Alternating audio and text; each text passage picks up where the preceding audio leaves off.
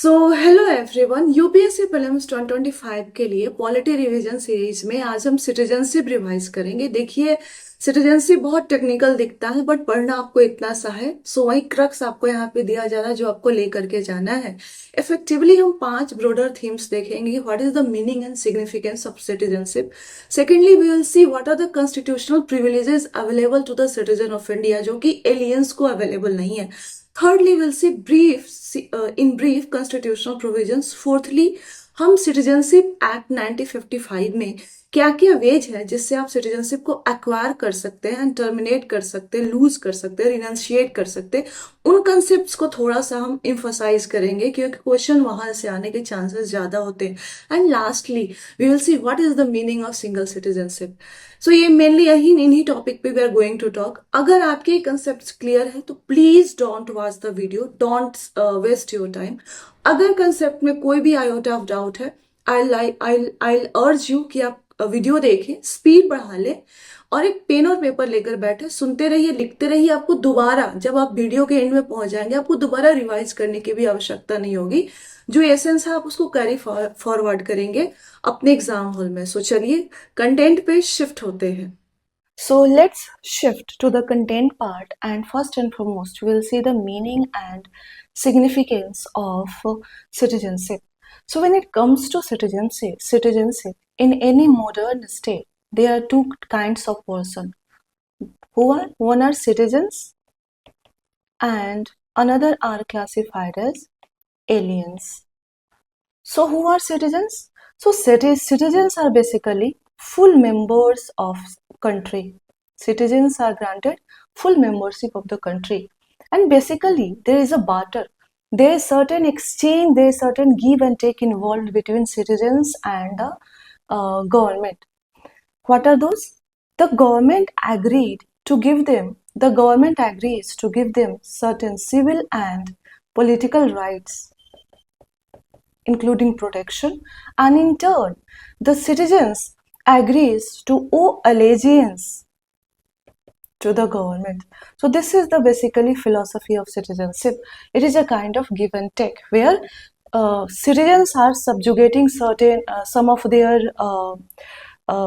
freedom or some of their rights in form of allegiance to the government, and in turn the government is giving them civil and political rights and also agreeing to protect for their protection and also giving them full membership of the country. When it comes to aliens, who are aliens? Aliens are citizens of another state. For example, for us, who would be alien? Alien would be any resident of any country except India. Everyone would be aliens. So, do they enjoy all civil and political rights in India? So, not all. Remember that the enjoyment of civil and political rights of aliens are restricted, limited, and they are lesser than the civil and political rights of citizens. So, basically, you can clarify aliens into two types. There are friendly aliens and there are enemy aliens. So who are friendly aliens?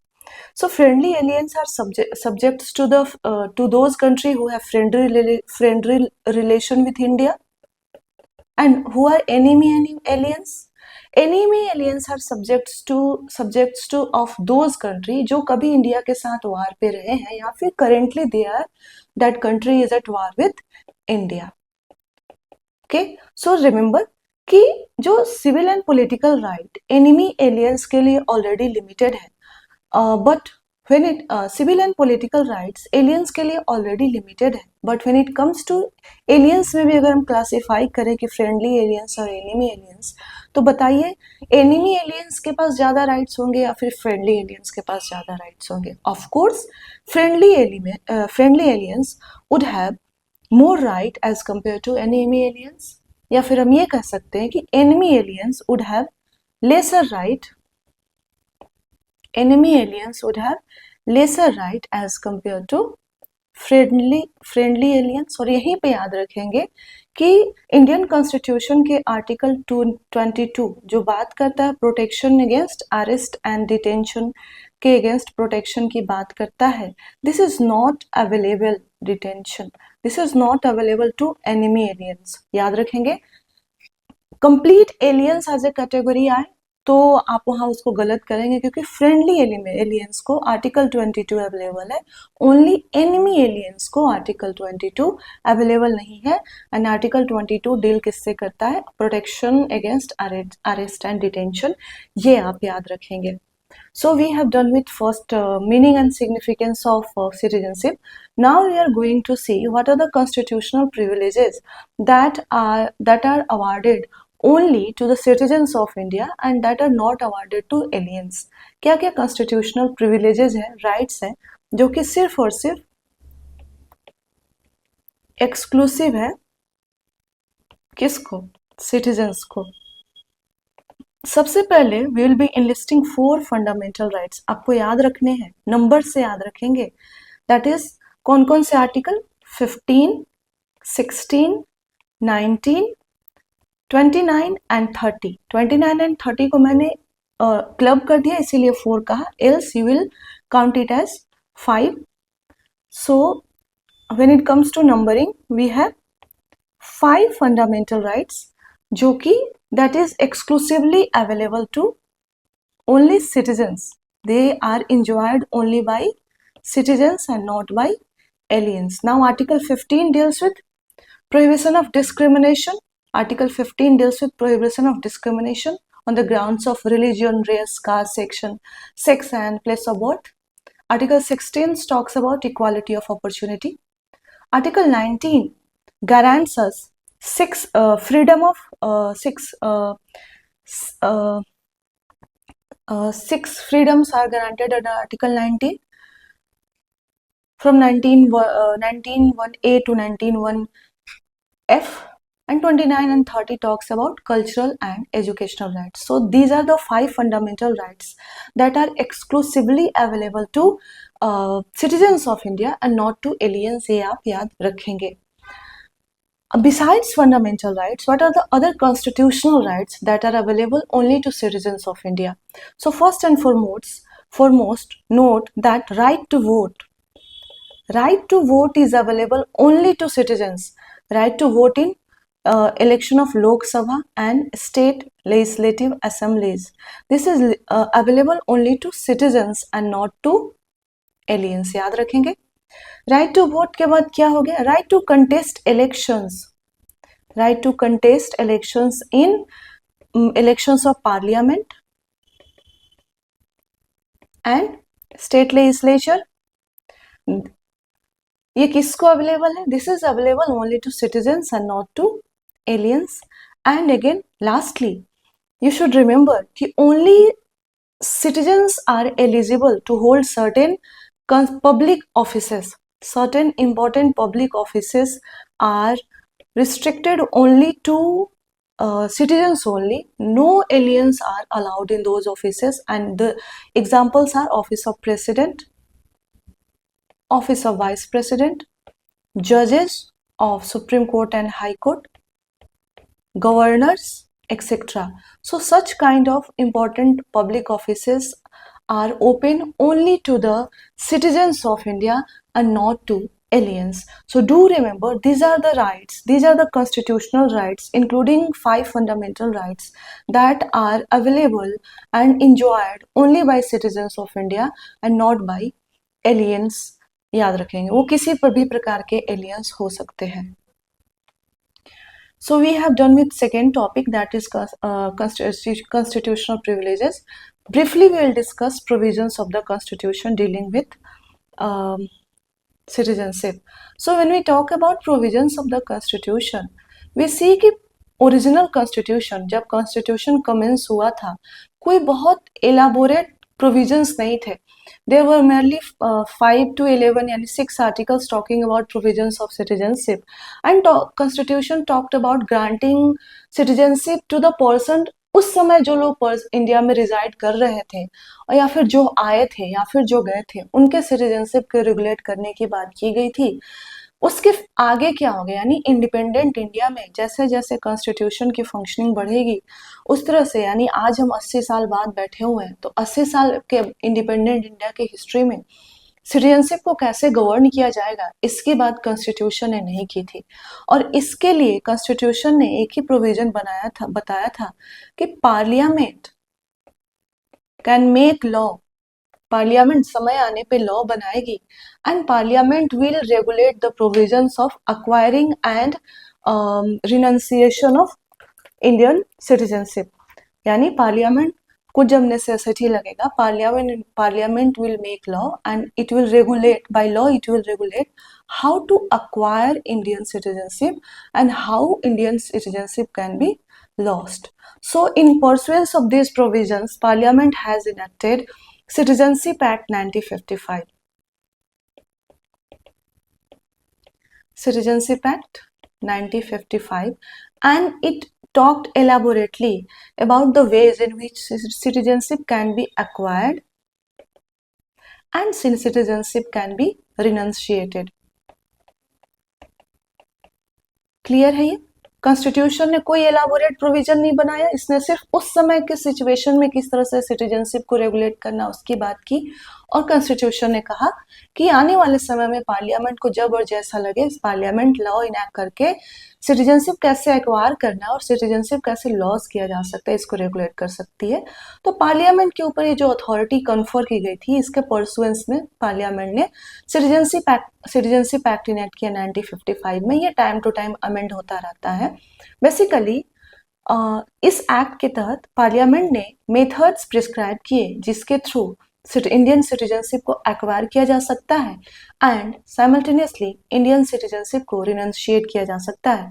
याद रखेंगे कि there are five ways through which Indian citizenship can be acquired and there are 3 ways through which Indian citizenship can be renunciated. और वो 5 वेज कौन कौन से हैं? By birth, by descent, by registration, naturalization and incorporation of territory। आप spelling error को avoid करेंगे। 5 तरीके हैं आपके सिटीजनशिप अक्वायर करने में, लोगों को यही नहीं याद होते हैं, by birth, by decent, bye registration, naturalisation and incorporation of territory. एक एक का मीनिंग समझेंगे हम। सेकेंडली, रिनंशिएशन के 3 तरीके बताए सिटीजनशिप एक्ट ने। There are 3 ways prescribed in the citizenship act 1955 through which Indian citizenship can be renunciated. कौन कौन से हैं? Can be lost. सो पहला है बाय रिनंशिएशन,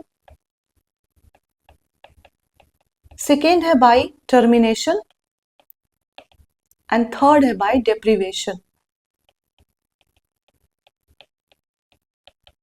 सो ये 3 तरीके हैं जहां पे इंडियन सिटीजनशिप लूज की जा सकती है और 5 तरीके हैं जहां जिससे इंडियन सिटीजनशिप एक्वायर की जा सकती है। Firstly we will discuss the ways. आखिर बर्थ का मतलब क्या है, डिसेंट का मतलब क्या है, रजिस्ट्रेशन नेचुरलाइजेशन का मतलब क्या है, इसको हम ब्रीफली देखेंगे और आपका काम है इन टर्म्स को समझना। सो पहला है by birth. So what the first provision through which Indian citizenship can be acquired is by birth. By birth means what? कि अगर किसी चाइल्ड का बर्थ इंडिया में होता है, अगर किसी चाइल्ड का बर्थ इंडिया में होता है प्लस ईदर ऑफ उसके पेरेंट्स यानी मदर या फादर, ईदर है ये, ठीक है, इन दोनों में से कोई भी, either of the parents should be Indian citizens. अगर किसी चाइल्ड के either of the parent Indian citizen है एंड उस चाइल्ड का बर्थ इंडिया में होता है तो उस चाइल्ड को ऑटोमेटिकली इंडियन सिटीजनशिप मिल जाएगी। ये आप याद रखेंगे। And this is the first essence of first provision by birth. इसमें बहुत कट ऑफ डेट है, बहुत टेक्निकलिटीज है, उसमें आप नहीं जाएंगे। कुछ एक्सेप्शंस हैं, याद रखेंगे। अब बर्थ का मतलब ये नहीं है कि कोई भी चाइल्ड इंडिया में बॉर्न हुआ और उसको सिटीजनशिप मिल गई। ये कंडीशन हमें याद रखना है कि चाइल्ड तो बॉर्न हो रहा है इंडिया में बट साथ में साथ ईदर ऑफ द मदर और फादर यानी either of the parents should be Indian citizens. So exception याद रखेंगे कि क्या जो इलीगल माइग्रेंट्स के बच्चे पैदा होते हैं वो उनको बाय बर्थ इंडियन सिटीजनशिप मिल सकती है? नहीं मिलेगी। जो डिप्लोमेट्स हैं, जो फॉरेन डिप्लोमेट्स हैं, जो इंडिया में सर्व कर रहे हैं, उनके अगर बच्चे पैदा होते हैं इंडिया में, बर्थ तो उनका हो रहा है बट सेकेंड कंडीशन फुलफिल नहीं हो रहा, उनको, उनके बच्चों को भी इंडियन सिटीजनशिप नहीं मिलेगी। And thirdly, enemy aliens, enemy aliens जिनके बच्चे अगर इंडिया में पैदा हो रहे हैं, बॉर्न हो रहे हैं, तो इनको भी just by virtue of being born in India citizenship by birth नहीं मिलेगी, क्योंकि सेकेंड कंडीशन फुलफिल नहीं हो रही है। सो पहला कंडीशन हमने डिस्कस किया by birth. Now come to by virtue of descent. The second provision talks about that through descent, if not by birth, then by descent you can acquire citizenship of India. So what is meant by citizenship? So if any child is born outside India, if a child is born outside India, but any of either of its parents, that is either mother or father, is a citizen of India.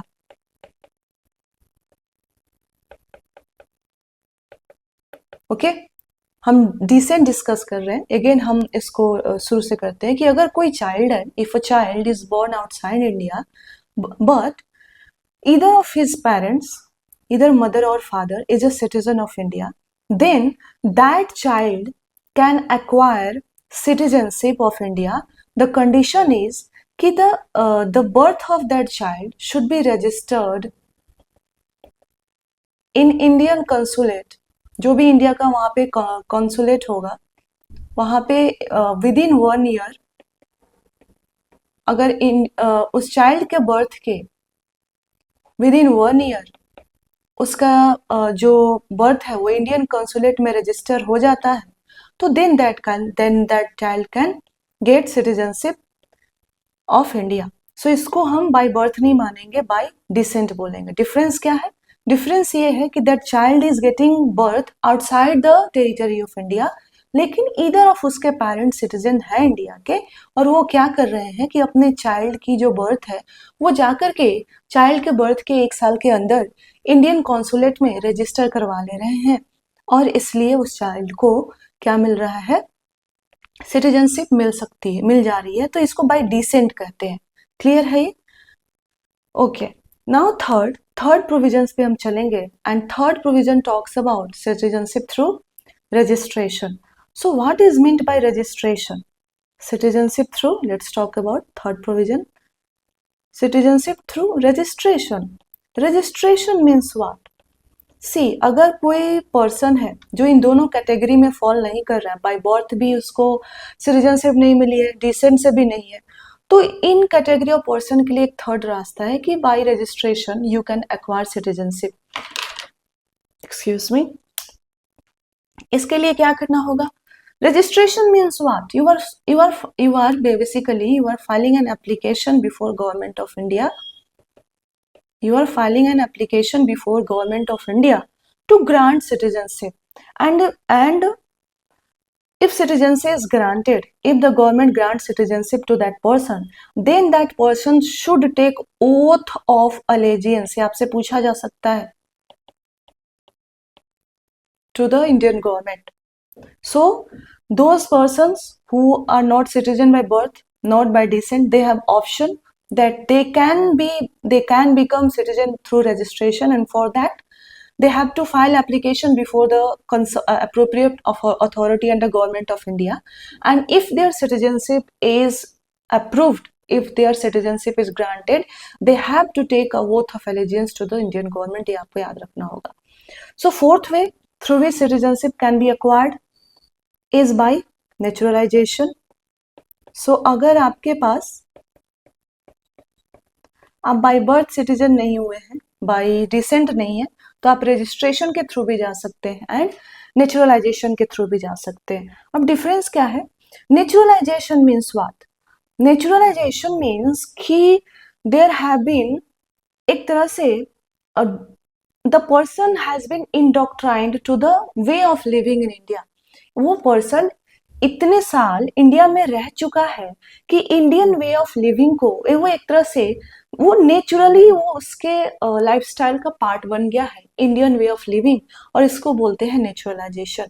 So period कितना है? At 14 years before filing the application, कम से कम आपको 14 साल India में रहना है। आप ऑन ऑफ हो सकते हैं, बट इस 14 साल में भी कंडीशन है कि इस 14 साल में कम से कम आप एटलीस्ट 11 years किसी भी तरह का सर्विस दें गवर्नमेंट ऑफ इंडिया को, पार्टली फुली जैसे भी हो, बट गवर्नमेंट ऑफ इंडिया के काम आया इन 14 सालों में 11 साल। और साइमल्टेनियसली जिस डेट को आपने एप्लीकेशन फाइल की है सिटीजनशिप के लिए, उस डेट से पिछले 12 महीने यानी 1 साल तक आप कंटिन्यूअसली इंडिया में रिजाइड कर रहे हो। और ये सारे कैलकुलेशन 14 साल के अंदर ही आते हैं, यानी इस 14 साल में 11 साल आप किसी तरह की सर्विस, किसी तरह से काम किए हो गवर्नमेंट ऑफ इंडिया के लिए, और 13 साल जब पूरे हो, मान लीजिए 14 साल के बाद आपने डेट फाइल किया, तो 13 साल के बाद आप कंटिन्यूअसली 1 साल तक इंडिया में रिजाइड किए हो, तब आप नेचुरलाइजेशन के लिए एलिजिबल हो जाते हैं। इसके अलावा भी बहुत सारे और छोटे मोटे कंडीशंस हैं, बट ये फैक्चुअल वाला आपको जानना जरूरी है। और ये भी जानना जरूरी है कि ये जो कंडीशंस है इसको गवर्नमेंट ऑफ इंडिया वेवर कर सकती है, यानी ये 14 ईयर को रिड्यूस करके 6 ईयर भी किया जा सकता है, ये आप याद रखेंगे। और यही सिटीजनशिप अमेंडमेंट एक्ट 2019 में सर्टेन माइग्रेंट्स के लिए यही 14 ईयर्स पीरियड को रिड्यूस किया गया था। So do remember that government of India that original act has given this 14 year period, लेकिन the government is authorised to bring about amendment and bring about exceptions in certain conditions.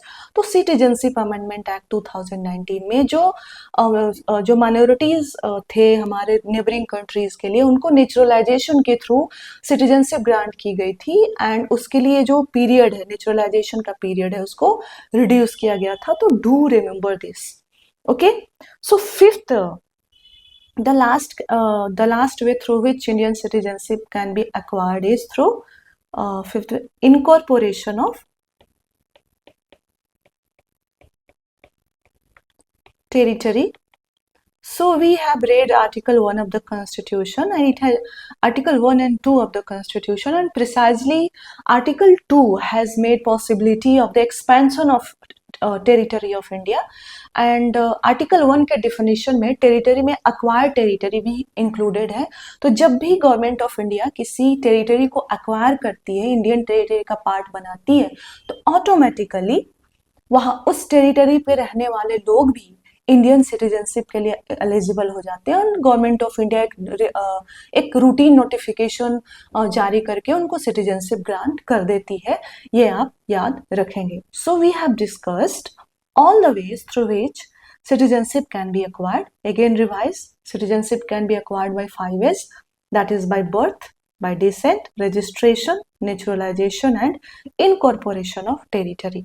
अगर आपसे पूछा जाए कि अगर by birth and descent किसी के पास कोई सिटीजनशिप एक्वायर नहीं कर सकता है, तो what are the ways, what are the possible ways, तो आप याद रखेंगे डिसेंट, रजिस्ट्रेशन, नेचुरलाइजेशन, इन तीनों में अंतर भी आप याद रखेंगे, ये आपसे पूछा जा सकता है। So we have dealt with provisions of Citizenship Act dealing with acquisition of Indian citizenship. Now we are going to talk about what are the ways through which Indian citizenship can be lost. Okay, so what are the ways the Citizenship Act 1955 has provided for the loss of Indian citizenship? So when it comes to loss of Indian citizenship, it can be lost by 3 ways. It can be lost through 3 ways. First one is by renunciation. Second is by termination. And third is by deprivation. इन तीनों का basic मतलब आपको समझना जरूरी है, और तीनों में एजेंसी किसके पास है ये भी आपको समझना जरूरी है। When we talk about renunciation, then we talk about action from the person, not from the government. But when you talk about termination or deprivation, then here the action, the citizenship is deprived by the government, not by the person. And when we talk about renunciation, that the citizenship has been given up by the person, not government. The agency was person, here the agency was government, ये आप याद रखेंगे. सो renunciation में क्या होता है कि अगर कोई इंडियन सिटीजन है, अगर वो डिक्लेरेशन करता है, वो पर्सन डिक्लेयर करता है कि I am no longer citizen of India, ठीक है, so this declaration will result in loss of Indian citizenship, ये आप याद रखेंगे. अब इसका एक कंसिक्वेंस क्या है कि अगर कोई पर्सन अब वॉलंटरीली रिनाउंस करता है, डिक्लेयर कर देता है कि I am no longer citizen of India, तो अगर उसका कोई माइनर चाइल्ड है, उस पर्सन का माइनर चाइल्ड है, वो भी अपनी सिटीजनशिप क्या कर देगा, लूज कर देगा. ये आपको याद रखना है. रिनंसिएशन में क्या होता है, वॉलंटरली पर्सन गिव अप कर देता है इंडियन सिटीजनशिप को एक डिक्लेरेशन के थ्रू. तो इस डिक्लेरेशन से वो पर्सन की सिटीजनशिप तो जाती ही है, बट अगर उस पर्सन का कोई माइनर चाइल्ड है तो वो भी इंडियन सिटीजनशिप को लूज कर देता है. अगेन आप याद रखेंगे कि इस माइनर चाइल्ड के पास अभी भी एजेंसी है, क्योंकि अभी ये चाइल्ड माइनर है, ये अपना एजेंसी तो एक्सरसाइज कर नहीं रहा है. So government has made a provision कि ये चाइल्ड जब 18 ईयर्स का होगा तो उसके पास, क्योंकि उस समय उसके पास इतनी कैपेसिटी रहेगी कि वो अपनी एजेंसी एक्वायर कर सकता है, तो ये चाइल्ड, माइनर चाइल्ड जिसने अपनी सिटीजनशिप लूज कर दी थी बिकॉज उसके पेरेंट्स में से किसी ने वॉलंटरली अपनी इंडियन सिटीजनशिप को रिनाउंस कर दिया था. So this minor child after turning 18 years can apply for Indian citizenship. ये आप याद रखेंगे. सो ये रिनंसिएशन का पूरा एपिसोड है. बेसिकली यहाँ पे एजेंसी किसके पास होती है, पर्सन के पास होती है. कोई इंडियन सिटीजन जैसे मैं हूं, मैं आज ये डिक्लेरेशन दे दूं कि I don't want to be, I am no longer citizen of India, I do not owe allegiance to the government of India, तो मेरी सिटीजनशिप तो जाएगी ही जाएगी. बट अगर मेरे पास कोई माइनर चाइल्ड है, उसकी भी सिटीजनशिप चली जाएगी. बट गवर्नमेंट ने प्रोविजन बनाया है कि क्योंकि ये चाइल्ड माइनर है तो अभी इसके पास अपनी एजेंसी नहीं है. That child is acting, the child is kind of thriving on the will of the parent.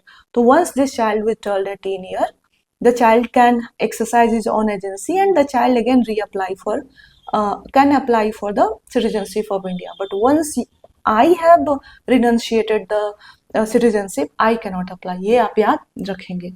अब termination, second way and deprivation, हमने कहा था कि यहाँ पे एजेंसी किसके पास है, गवर्नमेंट के पास है. गवर्नमेंट के पास है, यानी यहाँ पे सिटीजनशिप टर्मिनेट कौन कर रहा है, गवर्नमेंट कर रही है. जैसे मान लीजिए कि मैं इंडियन सिटीजनशिप हूँ, ठीक है, मेरे पास इंडियन सिटीजनशिप है, लेकिन मैं वॉलंटरली किसी और कंट्री की सिटीजनशिप एक्वायर कर लेती हूँ. मैं इंडियन सिटीजन हूँ, बट मैं simultaneously and voluntarily out of my free will मैं मान लीजिए ऑस्ट्रेलिया की सिटीजनशिप एक्वायर कर लेती हूँ. तो the moment I acquired citizenship of another country, मेरी जो इंडियन सिटीजनशिप है वो ऑटोमेटिकली टर्मिनेट हो जाएगी. ये आप याद रखेंगे, ऑटोमेटिकली टर्मिनेट हो जाएगी. ये आप याद रखेंगे. क्लियर है ये? ऑफ कोर्स टर्मिनेट कौन करेगा, गवर्नमेंट करेगी. Thirdly, lastly, so this is the meaning of termination, that I being a citizen of India, I have not given up the citizenship of India, but simultaneously in my full consciousness I have acquired citizenship of another country also. So the provision is कि the moment I have acquired the citizenship of another country, उस moment पे मेरी जो Indian citizenship है वो क्या हो जाएगी, टर्मिनेट हो जाएगी. क्लियर है ये? Lastly we will be talking about deprivation. So there are certain conditions provided in the act कि अगर उस कंडीशन में कोई भी आता है तो गवर्नमेंट के पास ये गवर्नमेंट ड्यूटी बाउंड है कि वो कंपल्सरीली उस पर्सन को टर्मिनेट करना, उस पर्सन के सिटीजनशिप को टर्मिनेट करना, उसको बोलते हैं डेप्रिवेशन. कुछ ऐसे सर्टेन कंडीशंस है जो अगर कोई भी सिटीजन फुलफिल उन कंडीशंस को फुलफिल करता हुआ पाया जाता है, then the government has to compulsorily terminate that citizenship of that person. और कौन कौन से कंडीशंस, जैसे कि मान लीजिए कि आपने इंडियन सिटीजनशिप एक्वायर की हो फ्रॉड से। पहला कंडीशन यही है कि हमने देखा एक तो बाय बर्थ है, बर्थ के अलावा descent registration, naturalisation, incorporation of territory. अब आपने इन चारों मैकेनिज्म से के थ्रू आपने बाद में रियलाइज अपने सिटीजनशिप अक्वायर तो कर ली, बट ये रियलाइज होता है गवर्नमेंट को इन द ड्यू प्रोसेस कि ये फ्रॉड था।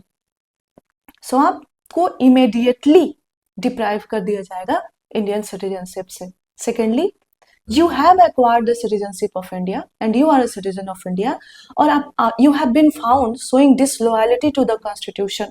कॉन्स्टिट्यूशन के प्रति डिसलॉयलिटी शो करना, अगर आप ये करते पाए गए, देन आपकी सिटीजनशिप कंपल्सरीली टर्मिनेट, यानी इमीडिएटली आपको डिप्राइव कर दिया जाएगा सिटीजनशिप से। थर्डली, मान लीजिए इंडिया किसी कंट्री के साथ वार पे है और एज अ सिटीजन आप पाए जाते हैं कि आप अनलॉफुली ट्रेड कर रहे हैं उस कंट्री के साथ, एनिमी कंट्री के साथ, या फिर आप कम्युनिकेट कर रहे हैं अनलॉफुली। मान लीजिए कि अभी जो एक वार जैसा माहौल था इंडिया पाकिस्तान के बीच में, और वो वार हैपन होता है और गवर्नमेंट ऑफ इंडिया कहती है कि किसी भी सिटीजन को पाकिस्तान एनिमी कंट्री के साथ कोई कम्युनिकेशन या ट्रेड नहीं करना है, और ये पाया जाता है कि आप नेशनल इंटरेस्ट को साइड रखते हुए अपने बिजनेस इंटरेस्ट को प्रमोट करने के लिए आप चुपके से ट्रेड कर रहे हैं, कम्युनिकेशन कर रहे हैं, तो इस जिस मोमेंट पे आपको पाया जाएगा कि आप ऐसा कर रहे हैं, उसी मोमेंट पे आपके सिटीजनशिप को कंपल्सरीली टर्मिनेट कर दिया जाएगा, डिप्राइव कर दिया जाएगा।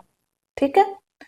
चौथा कंडीशन, फोर्थली, कि मान लीजिए कि आपने सिटीजनशिप एक्वायर की है बाय रजिस्ट्रेशन और बाय नेचुरलाइजेशन। ठीक है, ये दो कंडीशन के सिटीजन्स को एड्रेस करता है। और सिटीजनशिप एक्वायर करने के विद इन 5 इयर्स आप ये पाया जाता है कि आप किसी भी कंट्री, चाहे इंडिया या फिर बाहर में, आपको 2 साल के लिए इम्प्रिजनमेंट हो जाती है। क्लियर है। वैसे सिटीजन जिन्होंने अपनी सिटीजनशिप रजिस्ट्रेशन या फिर नेचुरलाइजेशन से एक्वायर की है, and with in 5 year of acquiring citizenship, ऐसा सिचुएशन होता है कि आपको किसी कारण से इंडिया में या फिर किसी भी कंट्री में मिनिमम 2 इयर्स का इम्प्रिजनमेंट हो जाता है, तो आपकी सिटीजनशिप उसी समय कंपल्सरीली टर्मिनेट कर दी जाएगी, यानी ये ड्यूटी बाउंड है गवर्नमेंट करने के लिए। लास्टली, जो 5th प्रोविजन है, आप सब इससे रिलेट करेंगे कि कोई भी सिटीजन, चाहे वो 5 में से किसी भी तरीके से सिटीजनशिप एक्वायर किया हो, कोई भी सिटीजन अगर इंडिया से वर्ड इंपॉर्टेंट है, कंटिन्यूअसली 7 इयर्स तक बाहर रिजाइड करता है, मतलब लगातार 7 साल कंट्री से बाहर रहता है, कंटिन्यूअसली वर्ड इज इंपॉर्टेंट, तो that citizen can lose his citizenship, and the Citizenship Act mandates compulsory termination of citizenship of such persons। इसीलिए आप देखेंगे NRI जो है कभी भी लगातार बाहर नहीं रहते हैं, they keep coming on certain frequency, this is the reason। so these are the mechanisms through which your citizenship can be lost। first is renunciation, second is termination, and third is deprivation। Renunciation में agency person के पास है, यानी citizen के पास है। Termination and deprivation में agency किसके पास है? Government के पास है। तीनों का डिफरेंस आपको समझ में आया है, और इसी एसेंस को लेकर के आपको एग्जाम में जाना है। Lastly, we are going to discuss briefly about what is the concept of citizenship in India, that is whether we have single citizenship or double citizenship।